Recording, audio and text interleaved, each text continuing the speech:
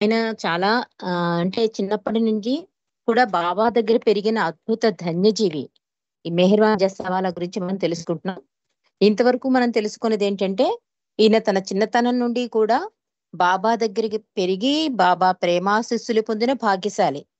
అంటే ఈయన ఇరిచ్చి గారి సోదరులు, గైమాయి గారి కుమారుడు. ఈయన తన చిన్ననాటి సంఘటనలను మనం తెలుసుకుంటున్నాం. ఆయన బాబా యొక్క ప్రేమ, కరుణ, దయ, సర్వజ్ఞత అన్నీ, అన్నీ కూడా దగ్గరుండి చూసి అనుభూతి పొందిన అద్భుత ధన్యజీవి మెహర్‌వాన్ జస్సావాలా. బాబా దగ్గర ఏ చిన్న విషయమైనా కానీ, బాబా అడిగినప్పుడు ఏమాత్రం సంశయించకుండా అన్నీ పూర్తిగా చెప్పాలి అని తెలుసుకుంటాడు. అంటే ప్రతీదీ అనుభవంలోకొస్తూ ఉంటుంది. అందులో చిన్నతనంలో చూసిన ప్రతి సంఘటన వాళ్ళకి ముద్ర పడిపోతుందండి. గాఢమైన ముద్ర. అందులో భగవంతునితో జీవితం అద్భుతమైన భాగ్యశాలి అన్నానందుకే. ఎందుకంటే ప్రతి విషయం కూడా దగ్గరుండి చూశాడు. అన్నీ పూర్తిగా బాబాకి చెప్పాలన్న విషయం. అలాగే పులిలా ఉండే మండలి వాళ్ళు ఈ బాబా ముందు ఎంత విధేయతగా ఉండేవారు.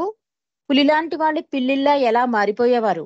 ఒకవేళ ఏదైనా పొరపాటు చేసినా, బాబా ఇచ్చిన పని చెయ్యలేకపోయినా, చిన్న పిల్లల్లా బాబా పాదాల దగ్గరికొచ్చి ఏడ్చేయడం, ఇవన్నీ కూడా ఆయనకి చాలా ఆశ్చర్యకరంగా ఉండేది. భగవంతుడు ఈయనే, కృష్ణావతారం ఈయనే అని చెప్పి కృష్ణాజీ అని కూడా బాబా పిలిచేవాడు. బాబా కూడా తరచూ అలా పిలవమని కూడా కోరేవారు. అలా చిన్నప్పటి నుండి కూడా బాబా దగ్గర పెరిగిన అద్భుత ధన్యజీవి మన మెహర్‌వాన్ జస్సావాలా. మనం ఎక్కడ వరకు చదువుకున్నామంటే ఇలా ప్రతీదీ కూడా బాబాని దగ్గరుండిగా చూస్తున్న ఇతను ఒకసారి మెహరాబాద్‌కి ఒక ఇంద్రజాలికుడొస్తాడు. అతనంటాడు, నాకు కొన్ని వశీకరణ శక్తులున్నాయి అని చెప్పి, ఈ పిల్లాడిని మాట్లాడకుండా చేయగలను, మళ్ళీ మాట్లాడేలా కూడా చేయగలను అంటాడు. అని మెహర్‌వాన్‌ని పైకెత్తి అతని చెవిలో చెప్తాడన్నమాట. నేను చప్పట్లు కొట్టినప్పుడేమో నువ్వు మాట్లాడొద్దు. మళ్ళీ చప్పట్లు కొట్టాక మాట్లాడు అని. ఆ కిటుకు చెప్పేస్తాడు. సరే అందరి దగ్గరికి తీసుకొచ్చి మీ పిల్లాడు చూడండి మాట్లాడకుండా చేస్తానని చెప్పి చప్పట్లు కొడతాడు. మెహర్‌వాన్ మాట్లాడడు. మండలందరూ పలకరించినా కూడా మాట్లాడడు. ఆఖరికి బాబా కూడా పలకరిస్తారు. మెహర్‌వాన్ మాట్లాడు అంటే మాట్లాడడు. మళ్ళీ ఆ ఇంద్రజాలికుడు మళ్ళీ క్లాప్స్ కొడితే అప్పుడు మాట్లాడతాడు. అంటే అందరూ మాట్లాడు మెహర్బాను అంటే అప్పుడు మాట్లాడతాడు. నేను మాట్లాడగలుగుతున్నాను అంటాడు. అలా అంటే ఇంద్రజాలికుడు చెప్పినట్లుగా చేస్తాడన్నమాట. అక్కడి వరకు మనం చదువుకున్నామండి. ఆఖరికి ఈ షో పూర్తయింది.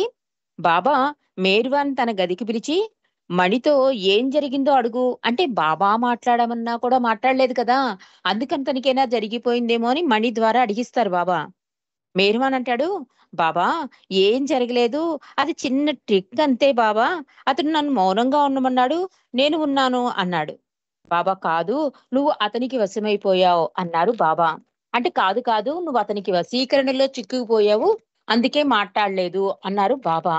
బాబా నేను కొంతసేపు ఆ ఆట సాగాలి అనుకుని మౌనంగా ఉన్నాను బాబా. అతని వశీకరణకైతే నేనేమి వశమైపోలేదు అని చెప్తాడు మెహర్వాన్. అలా సర్వజ్ఞుడైన బాబా మెహరాన్ని సంశయించసాగారు. నిజంగా నువ్వు అతనికి లొంగిపోయావు అంటూ చెప్పసాగారు. దీనికి కొంచెం విరుద్ధంగా జరిగిన సంఘటన కూడా మీకు తెలియజేస్తాను అంటున్నాడు మెహర్వాన్. అంటే బాబా ఆ ఆట పట్టించారు. కొంతసేపు అతను కూడా నేను ఆట కిందే మాట్లాడలేదు కానీ బాబా, నిజంగా నాకన్నీ తెలుస్తున్నాయని చెప్పినా కూడా, అంత సర్వజ్ఞుడైన బాబా కూడా మెహర్వాన్ని సంశయించి, నువ్వు లొంగిపోయావు" అని అన్నారట. కానీ ఈ సంఘటనకి విరుద్ధంగా ఇంకో సంఘటన జరిగింది. అది కూడా మీకు తెలియజేస్తాను అంటున్నాడు మెహర్వాన్. ఋషికేశ్‌లో ఉన్నప్పుడు బాబా సర్వజ్ఞతను నిదర్శనంగా ఒక సంఘటన కనిపించింది. అది వేసవి కాలం. కొండల చుట్టూ గల ఆ ప్రదేశంలో భయంకరమైన వేడిగా ఉంది. కానీ సాయం సమయాలలో హాయిగా గాలి వీచేది. బాబా స్త్రీలను గంగా నదిలో ఆ చల్లని నీటిలో స్నానం చేసి రమ్మన్నారు. ఆ నదిలోకి నీరు పర్వత శిఖరాలపై మంచు కరిగి ప్రవహిస్తూ ఉంటుంది. పాలవలే తెల్లగా నీరు ప్రవహించేది. ఆ నీరు ఎంతో మధురంగా తాజాగా ఉండేది. హాయి గొలిపేది. ఒక సందర్భంలో బాబా నదీ తీరంలో ఇసుక తిన్నెలపై నదివైపు వీపు పెట్టి కూర్చున్నారు. అంటే ఏ ఆ వెనుతిరిగి కూర్చున్నారు. అంటే ఆ నీరు కనిపించకుండా రివర్స్ లో కూర్చున్నారు బాబా. వీళ్ళేమో స్నానానికి వెళ్ళారు. స్త్రీలందరూ కూడా. ఆ సమయంలో ఆయన చుట్టూ చాలా మంది చేరి కూర్చున్నారు. బాబా మెహ్రూకి మరో ముగ్గురికి గంగా నదిలో ఈదడానికి అనుమతినిచ్చారు. మిగిలిన వారందరూ బాబాతో మాట్లాడుతూ కూర్చున్నారు. అకస్మాత్తుగా బాబా లేచి నిలబడ్డారు. వెనక్కి తిరిగి వేగంగా నది వైపుకు వెళ్లారు. వెంటనే మెహ్రూని పట్టి పైకి లాగారు. ఆమె సుడిగుండంలో చిక్కుకుని ఉంది. క్షణం ఆలస్యమైతే తప్పకుండా మెహ్రూ మునిగిపోయి ఉండేది. ఆమె అరుపులు ఎవరికీ వినిపించలేదు. కానీ ప్రీతమ మెహర్ బాబా తెలుసుకుని స్పందించారు అని చెప్తున్నాడు. అంటే నీరుకి ఆ నదికి రివర్స్ లో కూర్చున్నారు బాబా. ఎవరికైతే ఆమె అరుపులు వినిపించలేదు, ఆమె కనిపించదు కూడా. కానీ సర్వజ్ఞుడైన బాబాకి మాత్రమే తెలిసింది సడన్ గా మెహరు సుడిగుండంలోకి వెళ్ళిపోవలసిందట. కానీ గబగబా బాబా సడన్ గా లేచి మాట్లాడుతూ మాట్లాడుతూ ఉన్న బాబా లేచి గ్రూప్ లోంచి అక్కడికి వెళ్ళి మెహరు చేయి పట్టుకుని పైకి లాగారట. అది కనుక బాబాకు తెలియకపోతే అందులో మునిగిపోయేది. కానీ సర్వజ్ఞుడైన బాబా యొక్క సర్వజ్ఞత నాకు ఆ విషయంలో అర్థమైంది అని చెప్తున్నాడు మెహర్వాన్ జస్సావాలా. బాబా ఋషికేశ్ నుండి హరిద్వార్కి వెళ్లారు. తిరిగి డెహ్రాడూన్ వచ్చారు. తర్వాత లోనావాలా లోనావాలా వచ్చారు. ఇక్కడ బాబా మెహర్వాన్ని నిస్సంగంపై పాఠం నేర్పారు. అంటే చిన్నవాడు కదా, ఒక్కొక్కటి చూసి కొంత నేర్చుకుంటున్నాడు. కొన్ని బాబా నేర్పుతున్నారు అతనికి. అది ఎలాంటిదంటే నిస్సంగం అంటే అంటి పెట్టుకోకుండా ఉండడం అన్నమాట. ఆ పాఠం నేర్పారట. అది వర్షాకాలం. బాబాకు తోడుగా స్త్రీ మండలి వారు నివసించే ఇంటి నుండి పురుషులు నివసించే ఇంటికి వెళ్ళేవాడు. అతడు బాబా అక్షర ఫలకం పట్టుకుంటూ బాబా తల మీద గొడుగు పట్టేవాడు. ఇది ప్రతిరోజు ఉదయం పలహారం సమయం. అంటే బాబా బట్టరు, టోస్టు, టీ ఇది తినేవారన్నమాట. మెహర్వాను సగం పూర్తి చేసేవాట. అంటే ఈ వెళ్ళే దారిలోనే సగం పూర్తి చేసేవాడు. తిరిగి వచ్చేసరికి చల్లారిపోయి ఈగలు ముసురుతూ ఉండేవి. అందువల్ల మెహర్వాన్ అనుకున్నాడు, ఆ రోజు బ్రేక్‌ఫాస్ట్ మొదలు పెట్టకూడదు. బాబా కొరకు వేచి ఉండాలి అనుకున్నాడు. అప్పుడు ఒకేసారి పూర్తి చేద్దామనుకుని బాబా కొరకు వేచి చూస్తున్నాడు. కానీ బాబా రాలేదు. అందువల్ల అతడు తినడానికి నిర్ణయించుకున్నాడు. సరిగ్గా సగం తినేసరికి బాబా వస్తూ కనిపించారు.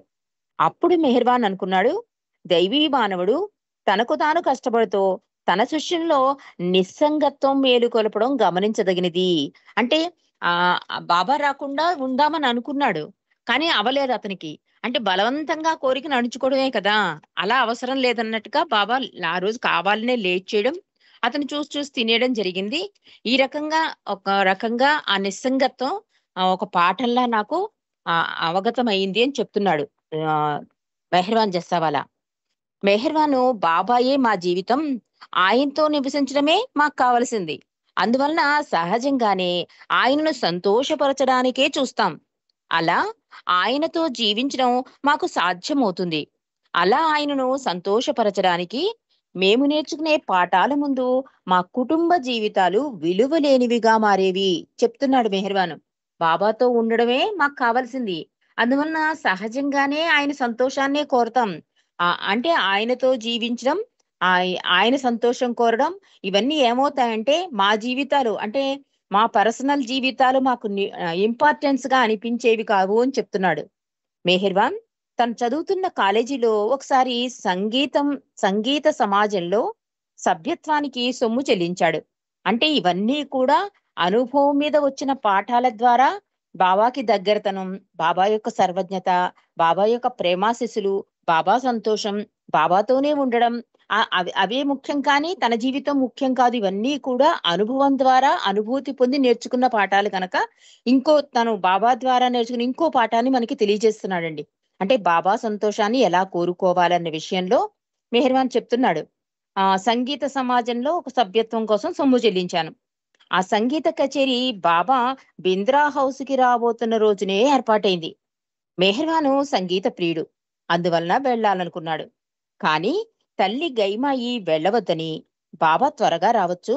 అందువలన ఇంట్లో అన్నీ సిద్ధం చెయ్యడానికి సహాయపడమని చెప్పింది తల్లి మెహర్వాన్‌తో. కానీ మెహర్వాన్ అన్నాడు, "వెళ్ళాలమ్మా. ఇది నా మొదటి కార్యక్రమం" అని చెప్పాడు అతను. అలా అతడు వెళ్ళిపోయాడు. తిరిగి వస్తూ బాబా నిజానికి త్వరగా వచ్చారని తెలుసుకున్నాడు. కానీ బాబా అక్కడ ఉండకుండా వెళ్ళిపోయారు. మెహర్వాను చాలా బాధపడ్డాడు. తన తల్లి చెప్పిన మాట వినకుండా వెళ్ళినందుకు తనను తాను నిందించుకున్నాడు.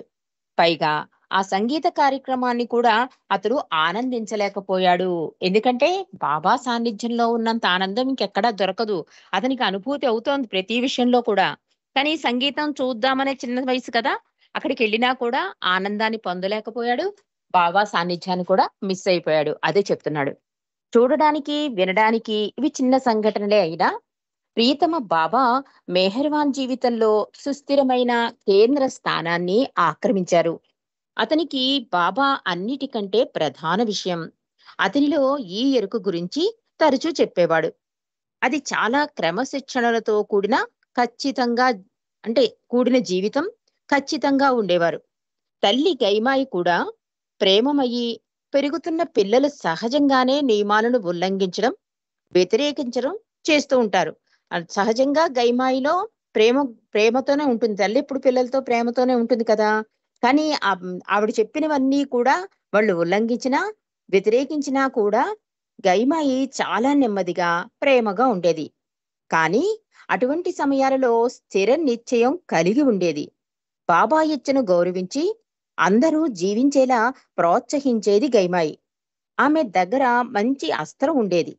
దానిని ఆమె అప్పుడప్పుడు మాత్రమే వినియోగించేది. తప్పు చేసిన వారితో మాట్లాడడం మానేసేది. ఆ సన్నిహిత ప్రేమ కుటుంబంలో ఈ శిక్ష మరంత బాధాకరమైనది, అవమానకరమైనది. మన ఇంట్లో కూడా పెద్దవాళ్ళు మన పెద్దల్ని చూస్తాం మనం అమ్మమ్మల్ని, తాతల్ని. వాళ్ళకి అంటే ఎప్పుడైనా వాళ్ళ కోపం వచ్చిందంటే మాట్లాడడం మానేసేవారండి.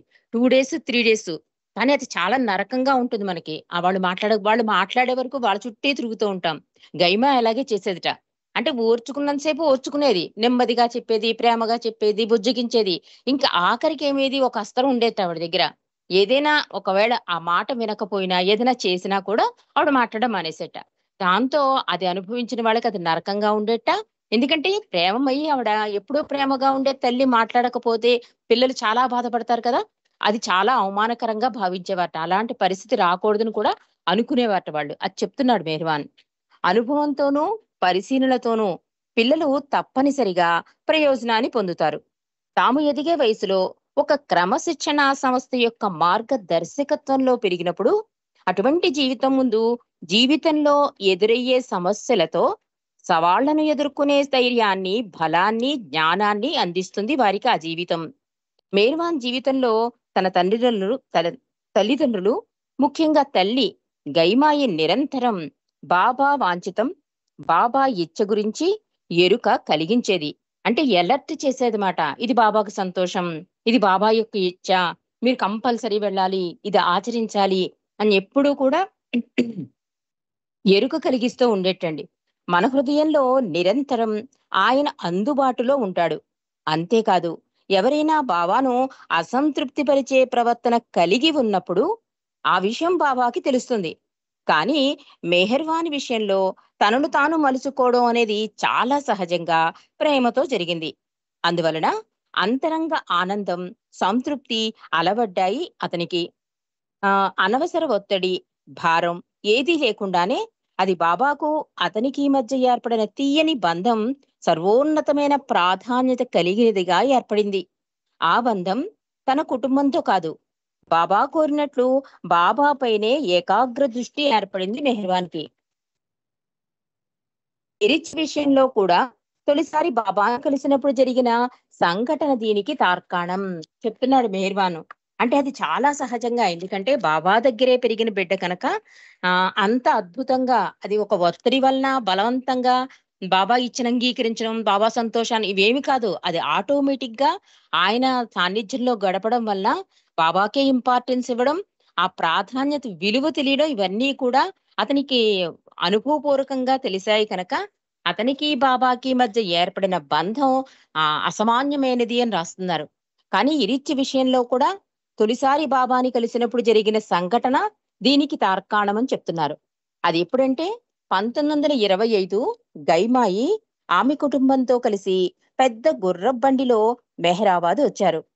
మెహరాబాద్ సమీపిస్తుండగా గైమాయి బాబా వేచి చూస్తూ ఉండడం కనిపించింది. అకస్మాత్తుగా ఆమెలో కలవరం ప్రారంభమైంది. 2 గుర్రాల బండిపై ఇంతమంది రావడం బాబా ఏమైనా అనుకోగలరని భావించి ఇరిచిని బండి దిగిపో అంది ఇరిచిని. ఇరిచి తల్లి మాటను పాటించి వెంటనే దూకేశాడు. అందులో బండి వెనక భాగంలో చివరగా కూర్చుని ఉన్నాడు ఇరిచి. నడుస్తున్న బండి మీద నుండి కిందకి దూకినప్పుడు గట్టి నేల మీద పడడం వల్ల బాగా దెబ్బ తగిలింది ఇరిచికి. మోచేతులు మోకాళ్ళు కొట్టుకుపోయాయి. కానీ ఇది అతని తల్లి చూడలేదు. ఇరిచి రోడ్డు మీద పడి ఉన్నాడు. కాని ఆమె చూపులన్నీ బాబా మీద ఉన్నాయి. మొత్తం కుటుంబ సభ్యులందరూ బాబా ముందు చేరారు. ఆయన మాత్రం ఇరిచి కుంటుకుంటూ మోచేతిని పట్టుకుని రావడం చూశారు బాబా. అతనిని తన వద్దకు రమ్మన్నారు. బాబా ఇరిచిని తన ఒడిలో కూర్చుండబెట్టుకుని ప్రేమతో ఏం జరిగింది అని అడిగారు బాబా ఇరిచిని. తర్వాత బాబా దునిలోని విభూది తీసుకుని ఇరిచి మోచేతి మీద బాబా దునిలోని విభూది తీసుకుని ఇరిచి మోచేతి మీద తగిలిన దెబ్బలను పూశారు బాబా స్వయంగా. దాని చుట్టూ బాబా తన రుమాలు తీసుకుని కట్టారు. బాబా ఎంత ప్రేమ కురిపిస్తున్నారో, ఎంత మృదువుగా నన్ను దగ్గరకు తీసుకున్నారో అనుకుంటూ ఇరిచి, ఎవరైనా నా పట్ల నా తల్లి కంటే ఎక్కువగా శ్రద్ధ చూపిస్తున్నారు అనుకున్నాడు ఇరిచి. బాబా ఇరిచిని తన ఒడిలో కూర్చుండబెట్టుకున్నారు. ఎవరో పెద్ద బుట్టతో మిఠాయిలు తెచ్చారు. వాటిని బాబా అక్కడున్న వారందరికీ స్వయంగా ప్రసాదంగా పంచారు. ఇరిచికి చేతి నిండా పెట్టారు. తన ఆకలిని గ్రహించి ఇచ్చిన ప్రసాదంతో మరింత ఆకర్షితుడయ్యాడు ఇరిచి. ఆయన దయగలవాడే కాదు, ఉదార స్వభావుడు అనుకున్నాడు ఇరిచి. బెంగుళూరు నుండి వచ్చాక గైమాయి తన కుటుంబంతో పూనాకి వచ్చి అక్కడ బింద్రా హౌస్ లో చాలా కాలం నివసించారు. అంటే ఆ దగ్గరతనం, తండ్రి దైవీ మానవుడుగా ఆయన ఉన్నా కూడా ఇరిచి కొత్తలో ఎలా బాబా దగ్గరికి తీసుకున్నారు ఎవరూ గమనించలేదు. అలా బండి మించి ఇరిచి పడిపోవడం బాబా మాత్రమే గమనించారు. ఇరిచి తల్లి దృష్టి ఎక్కడుంది? బాబా మీద ఉంది. అంటే లేటుగా వచ్చామేమో, బండిలో ఇంతమంది కూర్చున్నాం, ఇవన్నీ ఆవిడ అనుకుని బాబా ఏమనుకుంటున్నారో అని కంగారులో ఇరిచి పడిపోయిన చూడలే. కానీ బాబా చూశారు. చూసి దగ్గరికి పిలవడం, ఆయనే స్వయంగా వాటికి విభూతి రాయడం, ఆ రుమాలు కట్టడం, ఆ ప్రసాదము ఇవన్నీ కూడా చిన్నపిల్లల మనసులోనండి ఆ హృదయాల్లో హత్తుకుపోతాయి. చిన్న చిన్న సంఘటనలైనా కూడా ఆ ప్రేమని వాళ్ళు ఆస్వాదించి అది చాలా గాఢముద్ర పడుతుందన్నమాట పిల్లల్లో. ఇరిచి కూడా అలాగే ఫస్ట్ లో భగవంతుడు అనుకోలేదు. ఏమనుకుంటున్నాడు, తన తల్లి కన్నా ఎక్కువ ప్రేమిస్తున్నాడు ఈయన, దయ్యగలవాడు, ఉదార స్వభావుడు అనుకున్నట్టు ఇరిచి కూడా. ఆ తర్వాత విషయం గురించి చెప్తున్నాడు మేర్వాంజస్సవాల. బెంగుళూరు నుండి వచ్చాక గైమాయి తన కుటుంబంతో పూనాకి వచ్చి అక్కడ బింద్రా హౌస్ లో చాలా కాలం నివసించారు. 1949 సంవత్సరంలో నవజీవనం ప్రారంభమయ్యే వరకు బాబా బింద్రా హౌస్ కి చాలా సార్లు రావడం జరిగింది. పూనా వచ్చినప్పుడు తన ఇంటికి వెళ్ళినా ఎల్లప్పుడూ బింద్రా హౌస్ లోనే ఉండేవారు బాబా. భోజనం, స్నానం, నిద్ర కూడా వారింట్లోనే చేసేవారు. పూనా చుట్టుపక్కల పర్యటించినప్పుడు ఆయన తన జుట్టును జడగా వేయించుకుని తల మీద టోపీతో ఆ జుట్టుని దాచి ఉంచేవారు. నల్లటి కళ్లద్దాలు వాడేవారు బాబా. ఇలా తానెవరో తెలియకుండా మరుగుపరిచినా చూసిన వారందరూ చాలా వరకు గుర్తుపట్టేవారు. తేరిపారా చూసేవారు బాబా కేసి. ఏదో రకంగా ఆయన వ్యక్తిత్వానికి, అస్తిత్వానికి ఆకర్షింపబడేవారు వారు. బాబా తన దగ్గర తన దగ్గరున్న కొద్దిమంది మండలి వారితో బింద్రా హౌస్కు వచ్చేవారు. ఒకసారి పర్యటన ముగించి వచ్చినప్పుడు బాగా అలసి ఉన్నారు బాబా. మురికిగా, గెడ్డం గీసుకోకుండా, బట్టలన్నీ చెమటతో తడిసిపోయి మాసిపోయి అనేక రోజులుగా సరిపడ ఆహారాన్ని తినకుండా వచ్చారు వారు. మరొకసారి బాబా గుజరాత్లో ఉండి బింద్రా హౌస్కు వస్తున్నానని కబురు పంపారు. మెహర్వాను తాజా చేపలు తీసుకొచ్చాడు. కానీ 3 రోజులు ప్రతిరోజు మంచి తాజా కూరలతో భోజనం తయారు చేసేవారు. కానీ బాబా రాలేదు.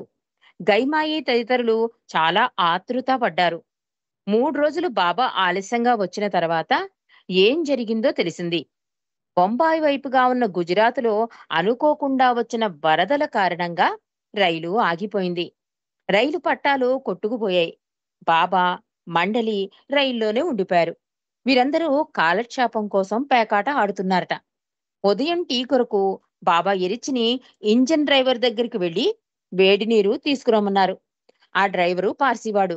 చాలా ఆనందంగా వేడి ఆ టీని ఇరిచిని ఆ వేడి టీ నీరు తీసుకొచ్చేవాట. ఆ డ్రైవర్ని అడిగి వాడు పార్సీవాడవడంతో ఇరిచికి ఆ పని సులువైపోయింది. అతడు ఎరిచితో పాటు బాబా ఉన్న కంపార్ట్మెంట్ వరకు వచ్చాడు. వీరంతా పేకాట ఆడడం చూసి నేను కూడా ఆడవచ్చా అడిగాడు డ్రైవరు. బాబా ఆడమని సైగ చేశారు. అలా వారితో పేకాటకు ఒక మంచి అద్భుతమైన ఆటగాడు దొరికాడు వారికి. బ్రహ్మాండమైన హాస్యంతో ఆ పార్సీ వ్యక్తి ఆటను రక్తి కట్టించాడు. బాబా వినోదము ఆనందము పొందారు. ఆ రైలు డ్రైవరు బాబా మౌనంగా ఉన్నారనే సంగతే తెలియలేదు. వారంతా కలిసి ఆడిన ఆట చాలా సందడిగాను, నవ్వులతో, కేరింతలతో, చప్పట్లతో సాగింది. అయినా అతడు బాబా మౌనమునే సంగతి అంటే బాబా మౌనమున్నారనే సంగతి తెలుసుకోలేకపోయాడు. అలా గంటలు గడిచిపోయాయి. చివరికి వారంతా బింద్రా హౌస్ చేరుకున్నారు. అందరి ముఖాలు పీక్కుపోయి ఉన్నాయి. ఆరోగ్యం క్షీణించిపోయింది. నీరసించిపోయి అలసిపోయారు. ఆ రోజుల్లో జరిగిన మరొక సంఘటన మెహర్వాన్ మదిలో గుర్తుండిపోయింది. అంటే జరిగిన ప్రతి సంఘటనలో కొన్ని ఇంపార్టెంట్ సంఘటనలు ఆయనకి బాగా గుర్తుని మనతో షేర్ చేసుకుంటున్నారాయన. అంటే కొన్ని రోజులు బాబా బింద్రా హౌస్‌లో ఉండేవారు. తర్వాత వెళ్ళిపోయేవారు. అలా బెంగుళూరు నుంచి వీళ్ళు కూడా గైమాయి వాళ్ళు బింద్రా హౌస్‌కొచ్చారు. ఇట్లా జరుగుతోంది. బాబా రావడం, వెళ్ళడం జరుగుతోంది. ఓసారి బాబా అన్నట్ట నేను బింద్రా హౌస్‌కొస్తున్నాను కబురు పెట్టాట. 3 రోజులైనా బాబా రాలేటండి. కానీ ఎప్పటికప్పుడు ఆహారం ఈరోజు బాబా వస్తారని చెప్పి ఫ్రెష్‌గా వండి ఉంచేవారట ఆయన. బాబా రాలేదు. వీళ్ళు కంగారు పడుతుంటే 3 రోజుల అనంతరం వచ్చారు. వచ్చాక చెప్పారట అక్కడ వర్షాల వల్ల రైలు ఆగిపోయింది. కానీ రైలు ఆగిపోయినా కూడా మేము చాలా ఎంజాయ్ చేసాం. అక్కడ పరిస్థితి గురించి ఆ పేకాట ఆడడం ఇవన్నీ కూడా వాళ్ళకి చెప్పడం మెహర్వాన్ మనతో చెప్పడం జరిగింది. ఆ రోజుల్లో జరిగిన మరొక సంఘటన మెహర్వాన్ మదిలో గుర్తుండిపోయింది. అలా ఒకసారి మస్తు టూర్ నుండి బాబా ఇరిచి బింద్రా హౌస్‌కొచ్చారు. బాబా స్నానం చేశారు. ఇరిచి బాబా భోజనం బల్ల మీద సర్దాడు. బాబా అప్పుడు ఇరిచ్చిని స్నానం చేసి రమ్మన్నారు. ఇరిచ్ అన్నాడు, లేదు బాబా, ముందు మీరు భోజనం చేయండి.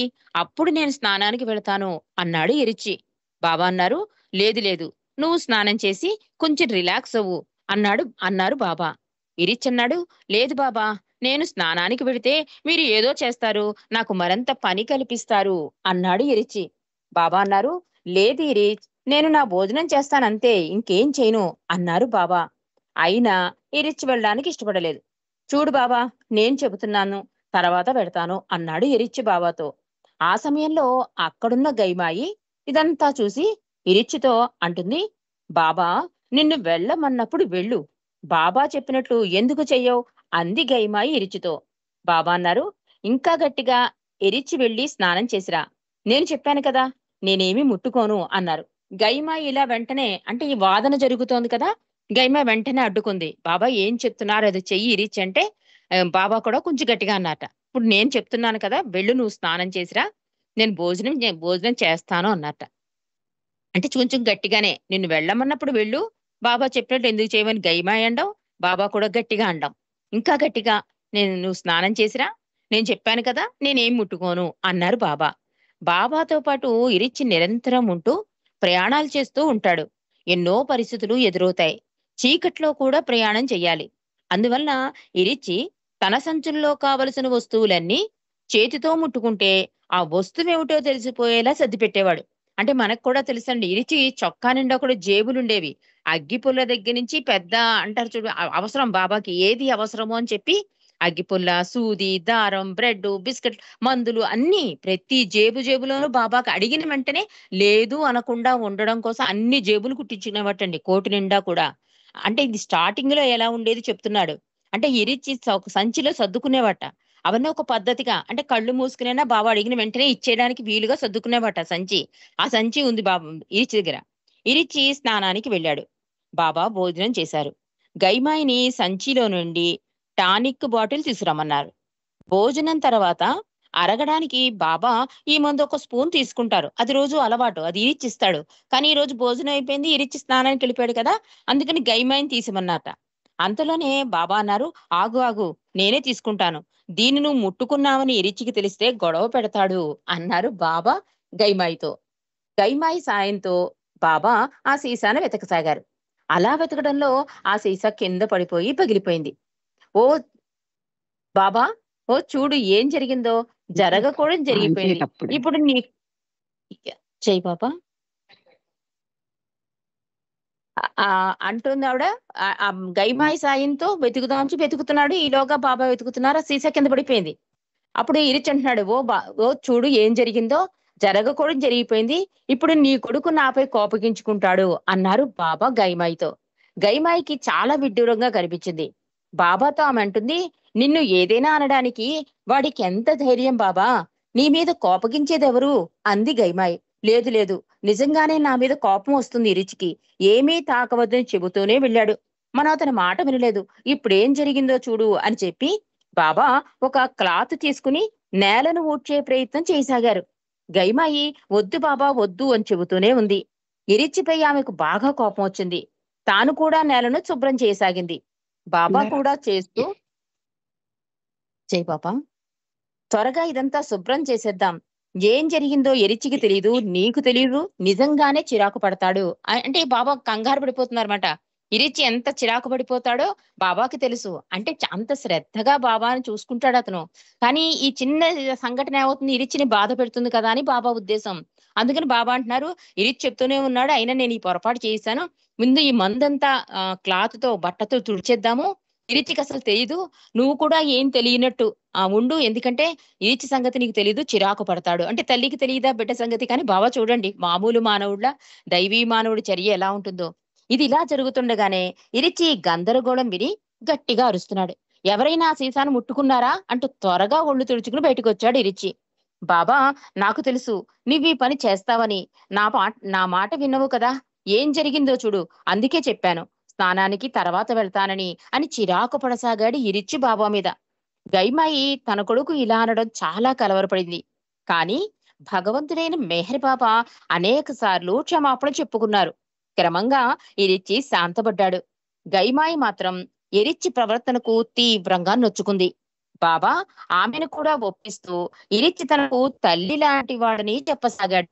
ఎంత అద్భుతమైన సంఘటన అంటే, అంటే దైవీ మానవుడిగా వచ్చినప్పుడు ఆయన తన దైవత్వాన్ని మరుగున పరుచుకుని మానవుడుగా ఉంటాడు అనడానికి ఇదే మంచి సంఘటన అండి. అంటే మామూలు మానవుడు ఎలా బిహేవ్ చేస్తాడు, పొరపాటు జరిగితే అలాగే కంగారు పడ్డం, దాచేయడం, ఆ విషయం చెప్పొద్దు అనడం, ఇవన్నీ చూడండి. అంటే ఇరిచి యొక్క ఇబ్బందిని గ్రహించి బాబా చేశారు. కానీ ఇరిచి కనిపెట్టేశాడు. అలాగే విసుకున్నాడు. బాబా కూడా క్షమాపణలు చెప్పడం, పొరపాటు జరిగిపోయింది. ఇదంతా ఏంటో గైమాయికి చాలా గందరగోళంగా, ఇరిచి మీద చాలా కోపంగా అనిపించుట. కానీ ఇరిచి శాంతపడే వరకు బాబా అనేక సార్లు క్షమాపణలు చెప్పుకున్నారు అని రాస్తున్నారు ఇక్కడ.